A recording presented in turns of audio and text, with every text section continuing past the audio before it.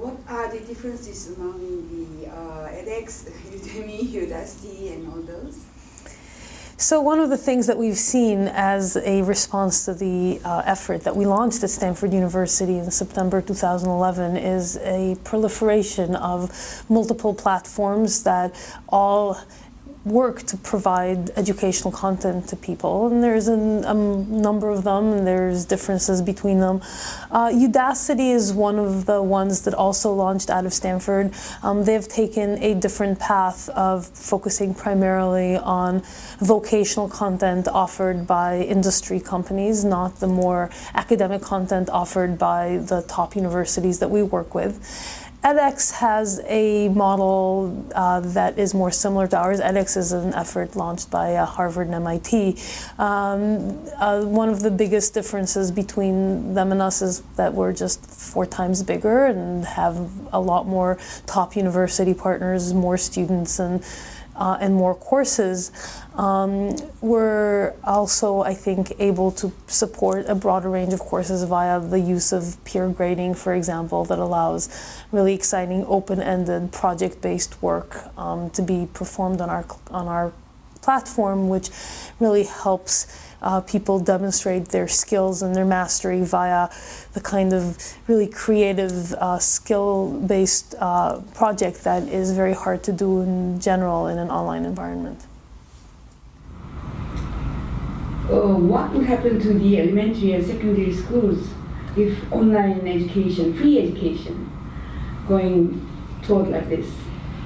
I think in the elementary and secondary schools, this same transformation that we see in higher education is going to happen, but perhaps even more focused on that skills component rather than on the delivery of content. Because as you move lower and lower down in age, students really need more hands-on guidance from a teacher. They really need someone to sit with them and explain to them and help guide them through as they sort of work their way through the challenges of basically building up their cognitive skills so that they can tackle academic work.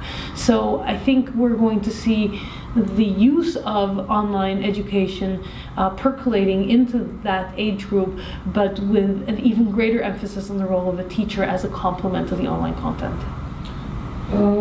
In the future, graduate certificates may not be as important as they are now. Mm-hmm. What do you think?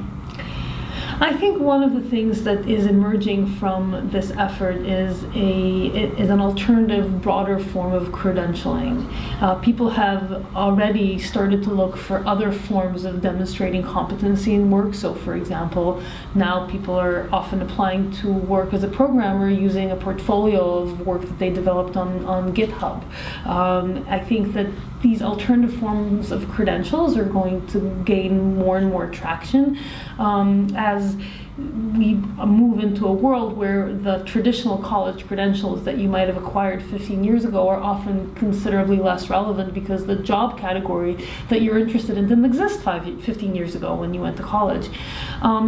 So what we're developing, for example, in our recently launched effort called Specializations, is a lightweight credential for the 21st century. It's a credential that demonstrates competency in maybe 3 to 5 courses that terminate in a project, an open-ended project where you demonstrate that you've been able to apply what you learned to a real-world problem and demonstrate that as part of your portfolio together with a credential that you get for that unit of learning that has those 3 to 5 courses.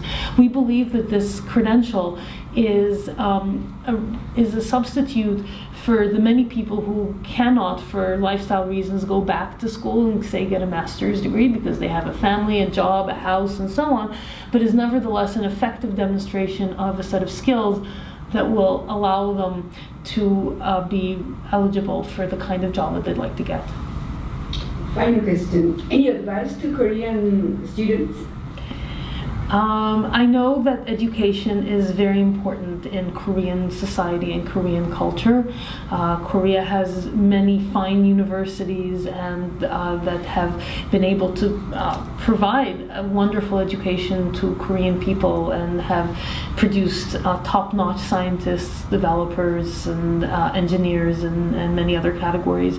However, I know that in Korea, as in other parts of the world is moving faster than educational institutions can keep track of, and so we're hopeful that Korean learners will benefit from the kinds of education from a broad range of institutions in Korea and outside of Korea that will allow them to continue to improve their skills for the 21st century and continue to move Korea forward as one of this world's preeminent societies in terms of education.